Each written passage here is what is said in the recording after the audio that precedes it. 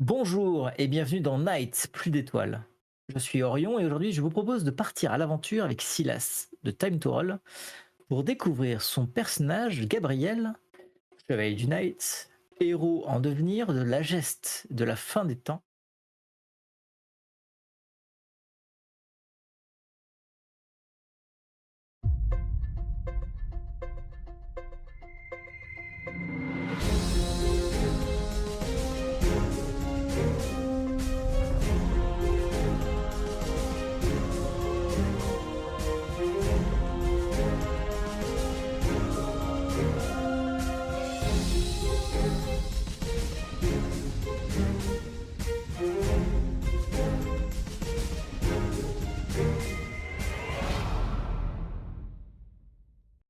Ça va bien Silas? Ben, merci, oui, très bien, ouais. Et bonsoir à tous. Je te propose dans un premier temps de nous présenter Gabriel, que tu vas interpréter au cours de cette aventure, cette campagne même. Et puis ensuite, on se plongera dans cette mission exceptionnelle de ce soir. Très bien, j'essaierai de l'incarner le plus longtemps possible. Eh bien, Gabriel est un jeune chevalier d'à peine la trentaine qui est prêtre dans le civil. Son, son nom est Ikkyo Maréchal. Il est, euh, il est d'origine japonaise, mais a été élevé et adopté en France, ce qui fait qu'il ne parle même pas le japonais.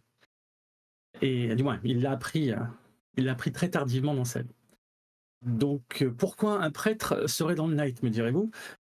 Eh bien, au tout début, il ne le savait pas non plus lui-même, c'était pas la vocation qui était la sienne, mais nécessité fait loi. Et Kyo est un jeune homme très athlétique, on va dire physiquement, qui s'entretient, mais qui n'est pas d'un caractère social très enjoué, hein. C'est un lettré, un intellectuel, plus versé dans la méditation, pas loin la méditation, la culture, les bibliothèques que la pratique militaire. Voilà pourquoi, en fait, lorsqu'il est entré au Night, il a intégré une, une section dédiée à la recherche, que vous découvrirez plus tard. Voilà, que dire de plus? C'est déjà pas mal, hein, c'est déjà pas Voilà. mal. Tu as décrit physiquement, tu as décrit des traits de personnalité. Si tu veux bien, je vais prendre le relais pour décrire ce qu'il est en train de faire au moment où nous avons commencé. Nous sommes en 2037. L'anathème, depuis 3 ans, a recouvert le monde. L'anathème, c'est cette substance horrifique, cette nuit qui recouvre le monde. Et tu le sais, l'anathème a plusieurs visages, plusieurs seigneurs, plusieurs formes qui traduisent des aspects de lui-même, des aspects souvent horrifiques. Et alors, il y a la machine qui est plutôt installée aux USA, qui domine les USA, on va dire. On a en Europe, on a la bête qui transforme les gens, les choses en monstres bestiaux. On a aussi la chair. La chair est installée en Asie. Elle est même extrêmement puissante et développée. Et en Asie, une autre force lutte contre l'anathème aux côtés du Knight, aux côtés ou en concurrence du Knight. On l'appelle le Nodashi et c'est le rassemblement des armées japonaises et globalement chinoises et des pays asiatiques qui luttent. Ils ont des techniques différentes, ils n'ont pas le code moral que connaît le Knight. Et, euh, et c'est vers là-bas justement que ton vecteur t'emmène. Tu appartiens à une coterie composée de 3 personnes, toi évidemment. Euh, Tu en es le sénéchal, c'est-à-dire le chef de coterie, jeune chef, mais pour autant. Et tu es accompagné de Bull et de Inferno, que peut-être tu pourrais nous décrire brièvement de ce que tu vois d'eux, de ce que tu sais d'eux. Eh bien, Bull, déjà, c'est un écuyer comme moi, un chevalier, il est masculin, il s'appelle Taurine. C'est vraiment le camarade par excellence. quelqu'un d'altruiste, quelqu'un qui a le cœur sur la main, qui, hem, qui est prêt à tout pour, en fait, pour la coterie et pour, la protection de ses membres. C'est voilà pourquoi il a choisi une armure paladin mais par contre, il est têtardu, il est buté et quand il a décidé quelque chose, ben, Gabriel a énormément de mal à le faire revenir en arrière. Mais en tout cas, il sait très bien qu'il peut compter sur lui, hein, dans toutes les circonstances. Et à côté de lui, il y a. Et Inferno, Inferno, c'est pas la même chose. Inferno, c'est Alexa. C'est une jeune femme, c'est une jeune hispanique qui a le sang chaud, comme tous les ibériques. Elle a le sang chaud, elle, c'est l'électron libre de la coterie, c'est la spécialiste du corps à corps. Pourquoi elle a revêtu une armure warrior. Mais voilà, en tout cas, elle a le courage et l'intrépidité rivée au corps, mais sa sécurité passe après. Et c'est le gros problème qu'il y a avec Gabriel, qui lui est trop précautionneux. Voilà. Il réfléchit trop longtemps, tout le temps à peser le pour et le contre, tous les risques, les dangers. Voilà pourquoi il a énormément de mal à gérer Inferno. Je veux bien te croire. Et toi, quant à toi, tu portes quel type d'armure, de méta-armure? T'en as pas trop parlé. Eh bien, oui, parce que c'est une des dernières armes, du moins. Ce qu'il en sait, en tout cas, Gabriel, c'est que c'est une armure de troisième génération, si je ne me trompe pas. C'est une armure Psion, donc pratiquement dédiée à l'étude et à la manipulation, entre guillemets, hein, des émanations de l'anathème. Voilà pourquoi nous faisons tous les trois partie de la section Cyclope. Et c'est une armure très sobre, à l'image de son propriétaire, de son chevalier, qui malgré tout a pour vocation d'être en première ligne avec Inferno, puisque les armes de prédilection de Gabriel sont le bouclier et l'épée bâtarde.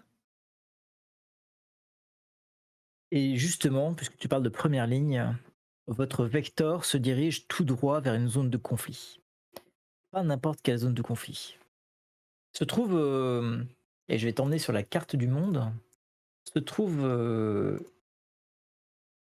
dans. Donc, je te reprécise où se trouve Londres, évidemment, d'où vous partez, et je te montre votre destination. Vous allez dans le territoire de la Chair. Se trouve une cité fortifiée qui s'appelle Pingyao, qui se trouve sur le territoire du Nodashi. Et Pingyao, ville fortifiée, qui n'est pas une arche, elle n'est pas protégée par les immortels. Pingyao est dirigée par une femme qui s'appelle la générale, qu'on appelle la générale, qui s'appelle Lu Zhang, qui a fait appel aux Knights parce que depuis quelque temps, la ville subit des assauts répétés des créatures des ténèbres. Et tout porte à croire que ces assauts répétés n'étaient que les prémices d'un déferlement d'ampleur. Et lorsqu'elle appelle le Knights, c'est parce que au loin, ces éclaireurs ont rapporté l'arrivée d'une marée de chair, ni plus ni moins. Et le Knight n'a pas envoyé 3 personnes pour résoudre cette problématique. Il a envoyé l'essentiel de ses forces. Plusieurs chevaliers à table ronde sont là. Pas dans ton vecteur, mais dans d'autres vecteurs. Et c'est donc un cortège de vecteurs qui sont en train de parcourir l'Europe centrale en direction de Pingyao. Différentes coteries de différentes sections sont envoyées sur place pour organiser les défenses, pour prêter main forte aux combattants et pour analyser les choses. Lorsque vous arrivez sur Pingyao, il n'y a pas de doute que la ville déjà a commencé à subir quelques assauts. Et il n'y a pas la marée de chair qui vous a été signalée en train d'arriver, mais déjà il y a du monde aux abords. Et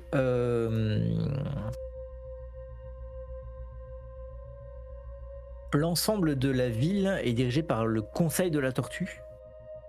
Et c'est lui qui va devoir prendre des décisions rapides.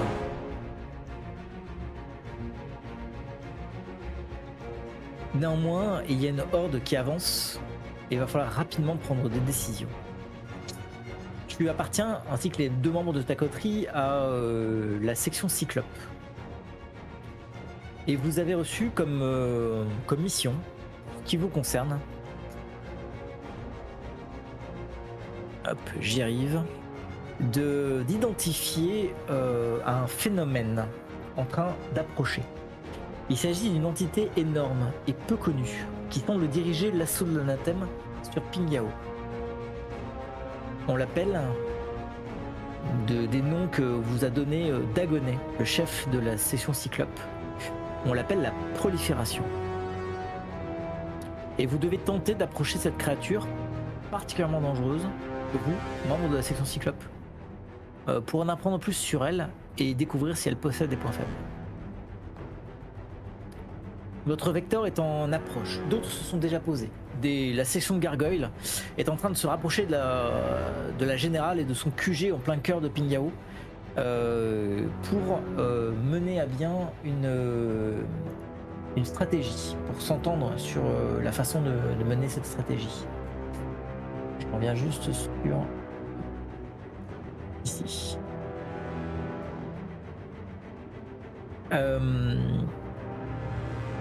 Vous savez que votre coterie est lâchée dans une certaine autonomie.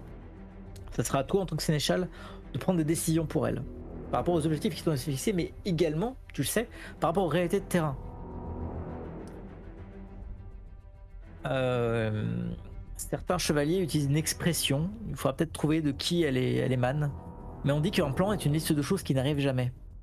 C'est bien beau de prévoir en théorie. La pratique, le terrain, l'opérationnel dicte aussi sa loi. Lorsque vous arrivez, vous voyez au loin une masse gigantesque. Elle fait l'équivalent d'un haut immeuble. Et à l'avance, il n'y a fait pas de doute que c'est elle. Tu n'as de mémoire de chevalier rien vu d'aussi gros. À part peut-être dans ta prime jeunesse, au moment de l'arrivée de l'anathème. Des mauvais souvenirs, à n'en point douter. Pour te montrer la taille de la créature, voici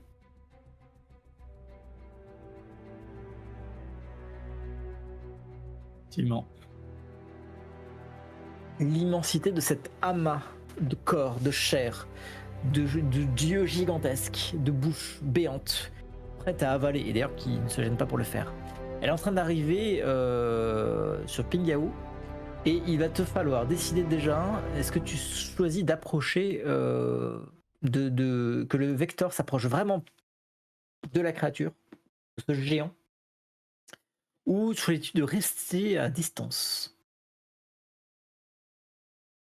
J'ai demandé au vecteur, du moins pilote, de se rapprocher et de tourner autour, afin d'en faire le tour et de bien identifier le nombre de bras, le nombre de jambes, éventuellement s'il y a 2 têtes, s'il y a des points faibles éventuels.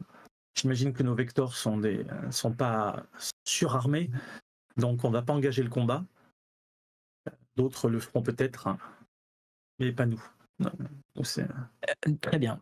Tu donnes cet ordre, le vecteur s'avance, commence à tournoyer aux alentours de cette créature. Et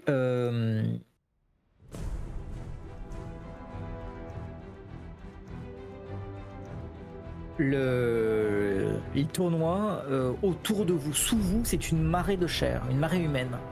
Alors quand je dis humaine, ce sont malheureusement pas des hommes, ce sont des désespérés, des créatures de chair qui avancent et qui commencent à conquérir la ville par le sud. La prolifération, elle, est plus en retrait, ce qui fait que pour arriver à lui faire le tour, il faut s'engager au-dessus des rangs ennemis. Et ces rangs ennemis, ils volent pour certains d'entre eux. Ils ne sont pas purement sur le sol. Il y a aussi des créatures, peut-être des mélanges de chauves-souris, d'oiseaux déformés, de trucs avec des ailes de membrane qui volaient autour. Et surtout, à votre grand déplaisir, la créature que vous observez est armé de bras, de tentacules de chair, qui viennent heurter votre vecteur. L'appareil est touché, tu entends le pilote qui s'appelle Marc, que tu connais, hein, c'est un humain au service du Knight. Le pilote commence à bafouiller des ordres, à donner, vous accrocher, pendant que le vecteur tournoie sur lui-même, frappé par un tentacule de chair, et l'un des moteurs est embrasé. Le vecteur a du mal à garder sa gravité et commence à fondre, s'écraser sur les monceaux de chair qui avancent, les troupes, l'armée de la prolifération. S'ensuit le chaos, le désordre. Je vais te demander, dans ce contexte, de me faire un test, alors en utilisant bien la fiche de ton armure, l'armure de Gabriel. De me faire un test d'endurance. Tu choisis la façon dont tu vas résoudre, de ton point de vue, la chose. Comment est-ce que tu vas gérer le choc, le crash de votre vecteur? Est-ce que c'est plutôt avec hargne? Est-ce que c'est plutôt en utilisant ta technique pour te bien te positionner dans le vecteur en fonction de ta connaissance du matériau qui le compose? Est-ce que c'est ton savoir et notamment tes connaissances du corps humain, de la gravité? Est-ce que c'est ton sang-froid? Dis-moi. Eh bien, je pense que on va l'assimiler au sang-froid, mais c'est ma foi qui va me protéger. Car comme je le dis toujours avant de partir en mission et juste au moment de sortir du Vector, je le hurle dans mon casque sur la coterie. Et n'oubliez pas, le monde compte sur nous. Nous sommes le Knight et l'enfer n'est pas pour nous aujourd'hui. Et je m'accroche solidement à ma poignée près de mon fauteuil et Tu dis ça d'une voix ferme, malgré oui. les interférences, le brouhaha, les cris qui résonnent dans vos écoutes, parce que vous entendez les réseaux de com d'un peu tout le monde. Et ensuite, c'est le chaos, c'est le crash. Des parties métalliques jaillissent de votre vecteur. Vous-même, vous êtes brinque-ballé dans l'appareil. Chacun a revêtu son armure en espérant qu'elle résiste le maximum. Et c'est Je compte sur Boule. pour résister le plus possible Bah, peut-être même avec son mode. lancer le mode Shrine. Mais je sais pas si dans le Vector c'est c'est très conseillé au final. Pendant un temps, tu es perturbé. Tu m'as fait ton test? Non, voilà. Vas-y, fais ton test. Et donc, je peux utiliser mes overdrive ou... Tu peux utiliser tes oreilles, tout à fait, mais ils sont de base comptés. Hein. Ah d'accord, très bien. Oui. Donc Normalement. difficulté, voilà. Ah oui, c'est sans overdrive. Ok, donc un jet normal. Alors, je vérifie, oui, ton overdrive est bien compté. Tu as 3 succès, ce qui est un bon score. Ce qui est pas suffisant. Tu perds 10 points d'armure. Ton armure a encaissé, voilà, mais par contre, ton score était. Voilà, tu as su te maîtriser au moment où le vecteur s'est écrasé derrière les remparts de Pingyao. Et donc comme je disais, tu reprends un peu conscience de ton environnement. Ça fume, Il y a quelque chose qui crame à l'intérieur du Vector. Il y a Marc qui a été amorti par enfin, des mécanismes de protection à l'intérieur du Vector qui l'ont en partie amorti. Il est en train d'être extrait par Bull qui le tire. Très bien. Par contre, tu vois que quelqu'un est manquant. Non, elle a sauté. Elle a visiblement sauté avant l'atterrissage et t'as même pas le temps de sortir du Vecteur que tu entends ses communications. Elle est en train de enrager, entrer, pénétrer dans les rangs de cette masse de chair. Et elle déploie le feu de l'enfer. C'est vraiment, elle est lancée, c'est Inferno qui s'est lancé sans vous attendre. Très bien. Jericho, je m'adresse à mon IA. Oui. Mets-moi en écran tactique la caméra d'Inferno. Bull, prépare-toi à l'assaut. Elle est partie en avant comme d'habitude. Ouais, on va pas le laisser comme ça, dit-il en désignant Marc qui est sur en piteux état, même s'il était en partie, son choc était en partie amorti. Il est en piteux état, mais il est en train d'essayer de le protéger, de sortir de là. Voilà, Non, mais sachant autour de vous, évidemment, la chute du Vector a attiré l'attention et ils sont pas tellement attirés par Inferno, mais ils sont plutôt attirés par l'appât que fait le Vector. Tout à fait. Et donc vous voyez, c'est des sortes des gens qui foncent vers vous, moitié humain, moitié zombie, avec des morceaux de chair, des bras surnuméraires, des visages qui sont pas à la bonne place. Ils foncent sur vous avec clairement l'intention de vous dévorer. Très bien. On sait, par expérience, le peu qu'on peut avoir, que les désespérés, on ne peut pas les raisonner. Oui, c'est extrêmement rare d'arriver à raisonner un désespéré, donc une force de volonté très forte. Très bien. Et là, t'as même plus que des désespérés, t'as vraiment des créatures même de la chair. C'est plus loin que ça, c'est des transformés. Bon. Je précise d'ailleurs pour dire que votre appareil, c'est comment dire, il s'est écrasé du bon côté des remparts. Les remparts sont en partie submergés, mais vous êtes quand même du bon côté des remparts. Et vous n'êtes pas à côté de la prolifération. Vous avez réussi à vous éloigner en vous crachant de la prolifération. Très bien. Donc je vais bondir hors du Vector. Et Bull, je compte sur toi. Protège-le.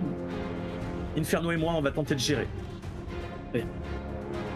Il te donne un accord tactique et tu te retrouves du coup au pied de la marée de chair qui progresse. Tu n'es pas le seul. Un peu plus loin sur les remparts, tu vois des gens de la section dragon qui sont en train de lutter contre les désespérés qui sont là, contre les créatures de chair, pardon. Plus loin, sur un temple derrière dans ton dos, la section Corrigan est installée pour essayer d'infiltrer un temple. Je sais pas trop ce qu'ils foutent là-bas, mais ils sont assez éloignés de là où c'est intéressant, mais peu importe. Ta mission, elle est toi. À quel point d'ailleurs tu vas écouter ta mission? Est-ce que tu vas plutôt essayer d'écouter le flux pour découvrir les objectifs de la chair, ou est-ce que tu vas plutôt utiliser le flux pour dresser les monstruosités contre elles-mêmes et ainsi retarder l'avancée? C'est malheureusement la mission prime, je ne peux pas me permettre de perdre du temps. Je vais initier mon mode Windtalker pour tenter de comprendre déjà qui les oriente, qui les dirige, essayer de trouver la source du flux et y envoyer Inferno faire ménage quand j'aurai déterminé. Ok. Du coup, avant de lancer le module, je me campe à l'extérieur du j'ai perdu. Du Vector. Je vais me mettre à l'extérieur du bouclier Shrine que Bull aura activé bientôt. Et je dégaine mon épée bâtarde et d'un mouvement circulaire du bras, j'active le bouclier sectionnel qui se déploie comme un bouclier devant moi. Et je les attends. C'est là que j'active mon module afin d'analyser l'expression du flux qui m'entoure. Ok. Donc tu commences à lancer ton module Windtalker qui te permet. Alors le flux, est-ce que tu peux nous expliquer ce que c'est? C'est assez compliqué, c'est pour ça que la section Cyclope est aussi importante et appréciée de tous. Le flux, c'est un petit peu ce qui à la fois ce qui est partie prenante de l'anathème et une sorte d'énergie de flux qui circule entre chaque créature de l'anathème, pour ce que Gabriel en sait. Et le Knight s'est rendu compte que déjà il était possible de capturer cette énergie afin de la retraiter et de la retourner contre les créatures de l'anathème grâce à l'armure Psion et certains capteurs spécifiques qui sont disposés sur son armure, sur son corps. Et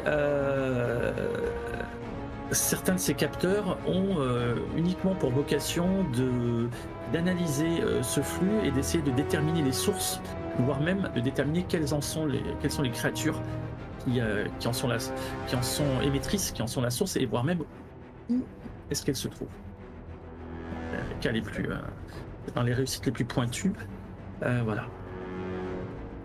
Très bien. Donc tu analyses le flux grâce à ton mode Windtalker. Voilà, c'est une sorte d'énergie mystique et tenter d'analyser. Et tu comprends que ce qui dirige l'armée de la chair, en l'occurrence, ça émane de la prolifération. C'est elle qui semble être le cerveau, et tu vois la taille du truc, du cerveau en question. Forcément. Et pour peu qu'il soit localisé dans la tête d'ailleurs.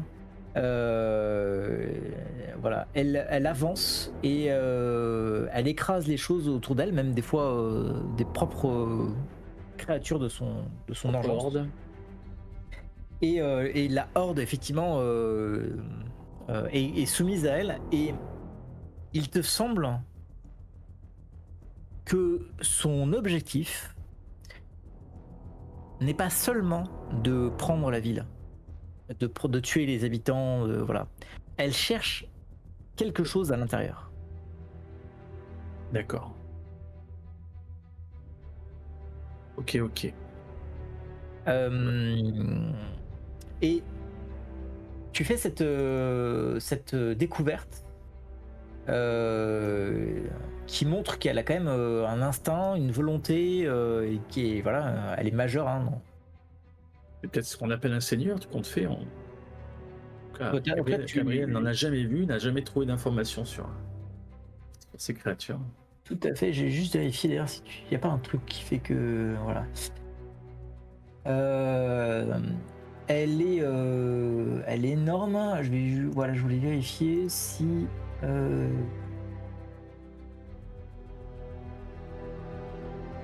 s'il y avait des effets... Ok. Il n'y a pas d'effet particulier lié à l'espoir, ce genre de choses quand tu es en face d'elle.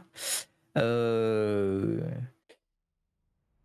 contre, tu remarques que donc dans ton dos, Bull a activé le mode Shrine. Il protège Mark. Il protège les restes du Vector. Il est en train de lutter contre la horde, mais c'est à son niveau. Il n'y a pas trop de danger vis de ça. Inferno, elle, par contre, elle est en train de foncer vers la prolifération. Et au moment où tu reconnectes avec l'environnement vivant, hein, tu sors du flux pour... Tu as compris les tenants et les aboutissants. Tu vois l'impensable se produire. La prolifération avance. Elle écrase un immeuble qui s'effondre devant elle, ensevelissant, écrasant ton compagnon, Inferno, qui disparaît sous une montagne de décombres, rapidement recouvert, ces décombres, à la fois de poussière évidemment, que ça génère, mais recouvert également de ces créatures de chair qui montent certaines rampes. Tu viens de voir disparaître l'un de tes compagnons de coterie. La mauvaise nouvelle, c'est que c'est pas la seule à disparaître. Sur les remparts, les troupes du dragon sont en train de se faire, la section dragon, sont en train de se faire déborder. Ils sont en train de battre en retraite, ils ont du mal à contenir l'armée, la horde de la chair qui se présente devant eux. Torrigan, c'est pareil. Tu les avais vus dans ton dos. Visiblement, le temple qu'il tentait d'inspecter ou de visiter est habité. Il semble qu'il y ait déjà des créatures de la chair à l'intérieur. Et si tout cela n'était qu'un piège? Quand tu vois l'effectif total du Knight déployé ainsi, quand tu sais que le Nodashi n'a pas voulu intervenir, malgré les appels à l'aide de la générale, tu te demandes si tout ceci n'est pas finalement un gigantesque piège de chair qui se referme sur le Knight. Vous êtes nombreux, mais ils sont beaucoup, beaucoup plus nombreux.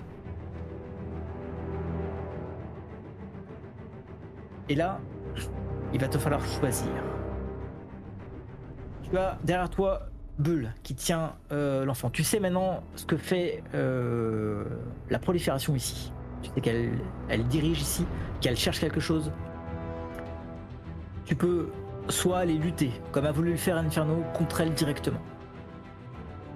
Tu peux choisir de combattre la Horde, ces créatures de chair qui sont tout autour de toi. Et en cela, ton mode Puppet Master peut t'aider à perturber les lignes.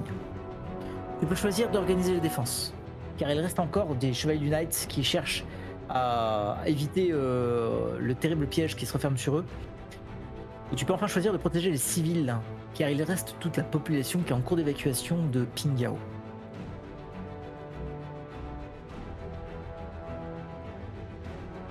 Tu ne pourras pas faire tout ça à la fois.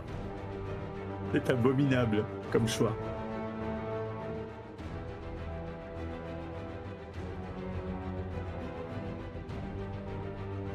Déjà, je transmets sur tous les canaux du Night, sur tous les canaux du Night, les informations que j'ai découvertes. Voilà, indiquant que à la limite, c'est un peu inutile de s'attaquer à la Horde, puisque avec une seule créature qui les contrôle, mais que voilà, on n'est pas assez nombreux pour lutter contre elle, et surtout, on n'est sûrement pas assez puissant. Qu'est-ce que me dit Jericho au sujet des signes vitaux d'Inferno?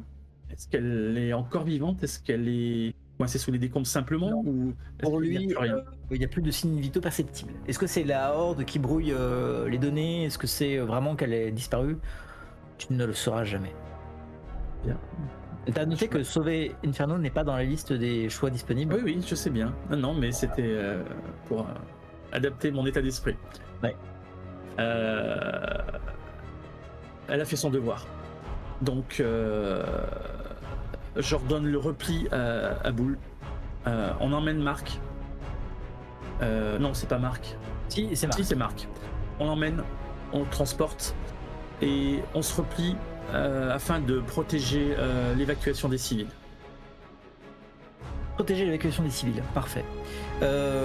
Donc tu te replies plutôt vers le centre de Pingyao, là où les vecteurs sont là pour charger les civils. Les rangs des différentes sections sont clairsemés, de plus en plus clairsemés, au fur et à mesure de l'avancée de la Horde. Tu perçois la présence rassurante de Dagonet, qui est le chef de ta section. Le chevalier de la table ronde Dagonet. J'ai peut-être même un visuel sur lui. Le voici. Qui est en difficulté. Néanmoins, il parvient à transmettre une information pour tous les membres de sa section. Et il vous informe que le Nodashi va envoyer une bombe pour détruire, grâce aux éléments que vous avez donnés, notamment aux éléments que tu as donnés, pour détruire cette gigantesque abomination qu'est la prolifération. Et il est impératif que le maximum de civils soient sauvés, parce que autant le Knight peut peut-être pas survivre à la bombe, mais en tout cas partir rapidement. Ce ne sera pas le cas des populations civiles et militaires humaines. La tour de la cité, clairement, c'est la tour principale de la cité, c'est là où se déroulent les évacuations. Et en fait, certains n'ont même pas le temps d'atteindre la tour, sont conquis par le désespoir. Et tu assistes à des choses extraordinaires que tu n'aurais pas pensé voir de tes yeux, où des personnes se rendront compte qu'ils n'atteindront pas la tour avant de se faire emporter par la marée de chair. Et le désespoir les foudroie instantanément, les transformant presque immédiatement en, en zombies. Le regard vide, les yeux hagards. Et ils se retournent vers... d'ailleurs, tu es en train d'observer un groupe.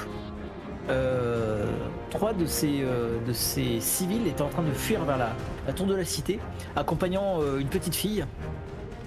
Et ces trois-là semblent conscients qu'ils n'y arriveront pas. L'un d'entre eux s'arrête. Tu vois dans son regard l'humanité qui disparaît. Et comme s'il obéissait à un ordre supérieur, il se retourne vers la gamine qu'il accompagnait et il va pour la dévorer. Que fais-tu? J'active mon module de saut et je bondis au travers du groupe. Ok. Mais je vais te demander un test quand même. Ça va être un test alors ça va être un test de déplacement pour arriver à l'atteindre avant qu'il ne dévore la petite fille. À toi de me dire avec quoi tu veux utiliser le déplacement pour donner un peu la tonalité de ton saut. Ça va représenter toute la maîtrise. La maîtrise de mon corps, la maîtrise pas des arts martiaux, c'est pas un karatéka non plus, Gabriel, mais il a quand même cette sorte de maîtrise corporelle, un entraînement qu'il fait depuis qu'il est adolescent. Donc je vais utiliser combat pour faire une sorte de manœuvre acrobatique, sauf si ce serait plutôt du... Combat ça marche hein. Ouais. Voilà, combat ou éventuellement dextérité. Non, combat, oui, combat. Ok. Pour arriver en force, du moins, pour arriver et mettre le bouclier que je tiens à signaler d'ailleurs, qui représente une tête de grizzly grognant qui est gravé en fait sur le bouclier puisque c'est le blason de Gabriel, c'est un ours. Très bien. Et donc tu bondis bouclier en avant voilà. Pour protéger la petite fille. C'est ça. Fais-moi ton test dans ce cas-là. Je signale au passage, ça peut peut-être les embêter un petit peu, c'est que l'armure Psion capte toute la lumière qu'il peut y avoir environnante et elle est extrêmement réfléchissante, ce qui fait qu'elle génère de la lumière autour d'elle. Donc il y a l'équivalent de lumière 1 qui peut... je sais pas s'ils sont déjà considérés comme des créatures de l'anathème. Oui, si, à partir du moment où il est désespéré, c'est un humain, c'est pas une créature de l'anathème encore. Mais... Voilà. En tout cas, tu as l'effet... ok, c'est un très bon score. Tu bondis sur elle, limite ton bouclier s'abat sur elle. Même plus que protégeant la petite fille. Tu peux choisir d'abattre le bouclier, t'as un marteau. Ah oui, de toute façon, voilà, dans le bitume, je le plante et j'arrive à genoux à son niveau. Je mets le bouclier entre elle et ce qui pouvait être son père. Et les deux autres sont non loin. Les deux autres sont non loin. Ils n'ont pas forcément choisi la petite fille comme cible. Ouais. Par contre, ton arrivée attire leur attention. Ils se tournent vers toi et là maintenant toi, par contre, tu deviens leur cible. Très bien. Donc, voilà, une fois que je me suis planté et que je me suis agenouillé, je rabats avec ma main qui tient quand même l'épée, mais j'essaie de caler la tête de la petite contre les selles du bras qui tient le bouclier. Ouais. Et Jericho lance la charge. Et je vais faire exploser la charge pyrotechnique de mon bouclier face à eux. Qui est à la fois une charge de lumière, c'est une charge explosive en fait. Très bien. Et c'est en espérant que ça puisse éventuellement les neutraliser tous les deux. Alors fais ton test de. De Donc là, ça va être tir. un Le test test. de tir, tout à fait. Voilà. Tir avec à toi de me dire, mais ça va plutôt être. C'est quoi Donc en deuxième c'est anti-anathème. Bah là, ça va être tir et ça va être combat ou ça va être. Parce que et ça s'approche de toi, combat est possible. Les deux, tir et combat. Ou est-ce que c'est avec hargne ou instinct? oh non, c'est hargne. C'est hargne Hargne. parce que voilà, j'ai la volonté de protéger cet enfant et du coup, c'est ce qui m'anime le plus. Ok.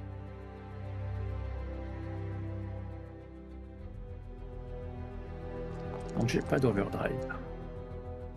Tu n'as pas d'overdrive, tu fais 2 succès. Je vérifie comment ça marche. Ok. Je Donc là, c'est une portée courte. Ça fait anti-anathème. 4 de lumière. Donc je crois que ça Ok. retranche leur réaction et leur défense. Donc tu envoies cette décharge autour de toi. Tu as des dégâts à faire, non? Oui, 2d6 plus 6. Alors ça, c'est des dégâts de violence hein, qu'il faut bien faire. D'accord. C'est plus la violence ou c'est juste. Non, c'est en fait là tu es face à une bande. T'es pas face à deux Ah oui. individus. Face à une Ah oui, bande. oui, voilà. Face à une Donc bande, là. ce sont des dégâts de violence Voilà. et pas des dégâts simples que tu Ok. envoies. Là, j'ai mis l'arme sur toi. Et donc quand tu fais d'ailleurs, la prochaine fois que tu feras des dés, normalement tu pourrais utiliser ça au passage. D'accord. Je sais pas dans quelle mesure tu peux jeter ces dés d'ailleurs.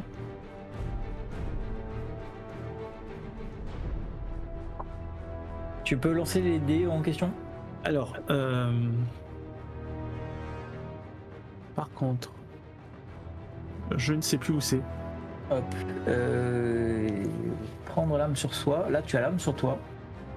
Et donc, si je fais un test de tir plus combat, enfin, plus arme, on avait dit.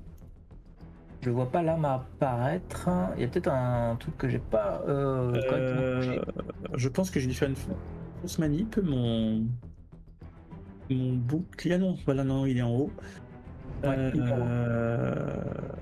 Oui, j'ai la violence, mais du coup, Ah oui, il faut que j'appuie sur les épées. Non, déployer Non, là. les épées, ça range ton arme. D'accord. Bon, en tout cas, 2d6 plus 6, tu fais de la violence, hein, et on va jouer ça narrativement. C'est ça. Et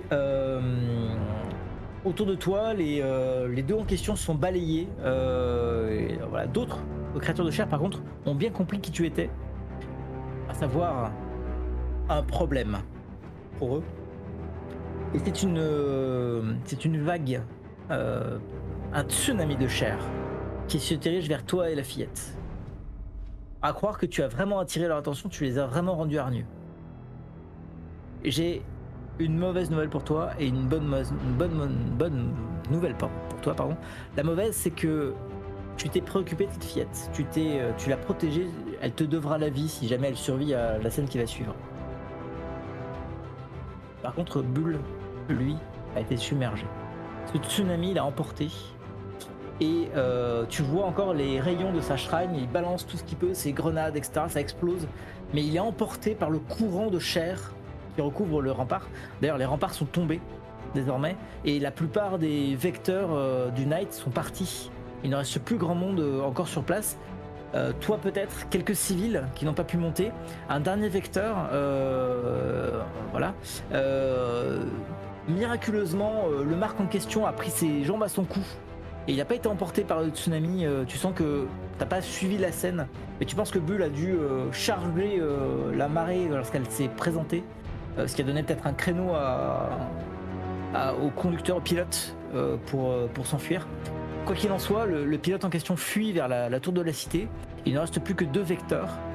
Toi, ta fillette, enfin la fillette, et en fait Dagonet est le dernier chevalier encore debout, à part toi, en train de tenir la porte de la tour. Au dernier étage s'effectuent les dernières évacuations. Que fais-tu? Là, je vais essayer de rallier la porte le plus vite possible en faisant des bonds. Ok. Tu bondis. Fais-moi un test de déplacement avec une difficulté de 3. C'est une difficulté normale, mais t'es Ouais. pas le plus grand spécialiste en déplacement. Non. Et si jamais tu échoues, il se pourrait que tu perdes Dagonet ou la fillette. C'est inconcevable, autant l'un que l'autre. Il faut choisir une autre ou c'est de déplacement pur? Non, non, tu fais une autre. Ton combo, c'est une autre. Ouais. Avec quoi est-ce que tu fais ce dernier acte de volonté ou est-ce que c'est l'instinct qui te guide? Oui, en plus, de toute façon, j'ai un instinct très prononcé, un instinct animal quasiment, donc ouais. C'est l'instinct de survie surtout. Ok. Effectivement, Effectivement, parce que là, la cité est complètement submergée, il n'y a pas de doute. Ouais. Je rengaine l'épée, je replie le bouclier, la petite est serrée contre ma poitrine et je cours. En fait, je la protège plus elle que moi. Et voilà, je la protège avec mes 2 bras et en espérant que ça suffise et j'active les overdrive dès que... Ok, vas-y, lance ton test de déplacement. 4 succès. Ça te permet de parvenir à la tour. Tu bondis à travers le tsunami, cette vague qui enserre le cœur de Pingyao. Avec la fillette, tu parviens à rentrer dans la tour. Tu es le dernier bouclier qui protège l'avancée, la montée des escaliers. Dagonet monte avec toi. En fait, il fore grâce à Dagger, son armure. Sa méta-armure, il fore les étages, ce qui évite de devoir. Donc il bondit en fait à travers les étages et de devoir s'embêter à monter des marches. Il passe à travers, ce qui ouvre une voie et te permet à toi aussi de monter plus rapidement. Ouais, je fais des bonds. Je sais pas combien tu peux en faire. C'est un par tour, je crois. Ça te prend de l'énergie, mais ça te voilà. t'en as assez en tout cas pour bondir. Et vous atteignez le Vector à bord. Marc, le pilote, la fillette, dont le visage est livide de l'horreur de ce qu'elle a subi au cours de cette avancée, et Dagonet. Le Vecteur s'éloigne. Pingyao est tombé. Vous vous élevez ensemble dans le ciel. Et alors que vous observez la cité envahie par des milliers de créatures de la chair, une lumière vive t'éblouit. Elle est suivie d'une explosion phénoménale. Le Nodashi a tenu sa promesse.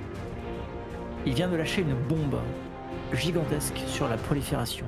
Cette créature qui dépassait l'ensemble du reste de cette marée de chair. Et ça t'a rassuré de voir ce feu divin presque tomber sur l'ennemi que tu as vu de près, qui t'a abattu avec tes amis, qui a tué Inferno. Malheureusement, Pas qu'Inferno. pas qu'Inferno, il y a effectivement beaucoup de morts là-dedans. Malheureusement, lorsque la poussière retombe, lorsque la lumière cède la place à une vue normale, tu constates tout de même que la créature immense, la prolifération, est encore bien debout, au milieu des ruines de Pingyao en plus. Alors que le Vector retourne au QG du Knights, avec quand même un bout de conscience que vous avez évacué une partie de la population de Pingyao. Mais pour combien de vies sacrifiées? Dagonet se tourne vers toi. Son masque couvre son visage. Tu ne vois que son œil central, son masque. Il est couvert de sang, du sien et sans doute de ses ennemis. Félicitations, jeune Cyclope, pour ta bravoure. Je pense que nous n'avons pas fini avec ces créatures. Mais les informations que tu nous as transférées déjà nous permettront d'en savoir plus à son sujet. Nous nous nous reverrons bientôt, toi et moi. Je pense que nous avons à parler. Un petit signe de tête entendu. Et c'est sur cette dernière phrase que nous avons arrêté notre aventure ce soir. Merci Seigneur, parce que je crois qu'on m'appelle Seigneur aussi, en tant que chef de section.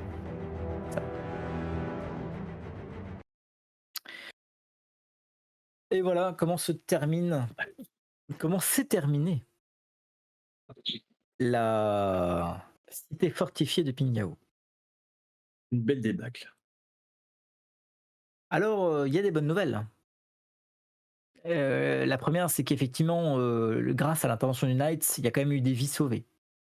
Il y a plusieurs centaines, de personnes qui ont réussi à être, ainsi évacuées, parce que pendant que je te décrivais, les actions de la section, dragon sur les remparts, pendant que je te décrivais, la section, Korrigan, heu, d'autres travaillaient, pour protéger, voilà, notamment la section Griffon qui, opérait le sauvetage, une noria comme on dit, le déplacement de vecteurs pour éloigner, les civils, voilà, pour les évacuer. La section Griffon, c'est la section qui s'occupe des déplacements, qui gère les véhicules, voilà. Donc ça a quand même permis votre incursion, votre arrivée à Pingyao a quand même permis de bloquer, de gêner, l'avancée de la chair. Vous ne savez pas ce qu'elle venait chercher, mais elle venait chercher quelque chose. Peut-être d'ailleurs l'a-t-elle trouvé. De ton côté, tu as au moins la fierté d'avoir sauvé cette petite fille, cette, jeune fille. Heu, Tu apprendras, qu'elle s'appelle Yin. Est-ce que tu veux avoir des liens particuliers avec elle? Ça, tu nous le diras peut-être plus tard.